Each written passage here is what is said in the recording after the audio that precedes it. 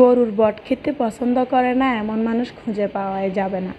আসসালামু আলাইকুম, কেমন আছেন সবাই? আশা করি সবাই ভালো আছেন। আলহামদুলিল্লাহ, আমিও ভালো আছি।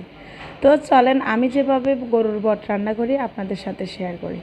তো আমি প্রথমে পাতিলের মধ্যে তেল দিয়ে দিয়েছি, তেজপাতা, দারুচিনি, এলাচ, গোলমরিচ, লং, সাথে দিয়ে দিয়েছি আদা বাটা, রসুন বাটা, জিরা বাটা দিয়ে আমি ভালো করে মিশিয়ে নেব। একদম মিশিয়ে নেওয়া হয়ে গেলে পরে আমি হালকা একটু পানি দিব। পানিগুলো দিয়ে আমি দিয়ে দিয়েছি হলুদ গুঁড়া, মরিচ গুঁড়া, ধনিয়া গুঁড়া, জিরা গুঁড়া। তো দিয়ে আমি ভালো করে মিশিয়ে নিতেছি। এই পর্যায়ে আমি দিয়ে দিব স্বাদ মতো লবণ। লবণগুলো দিয়ে আবার ভালো করে মিশিয়ে নিতেছি। অবশ্যই মশলাগুলো ভালো করে কষায় নিতে হবে। তো এই যে আমার মশলা কষানো শেষ, আমি বটগুলা দিয়ে দিচ্ছি। বটগুলা দিয়ে ভালো করে মশলার সাথে মিশিয়ে নিচ্ছি। মিশিয়ে নিয়ে আমি ঢাকনা দিয়ে দিয়েছিলাম। ঢাকনা দিয়ে দেওয়ার পরে খুব সুন্দরভাবে যে তেল বেরিয়ে আসছে, পানি বেরিয়ে আসছে।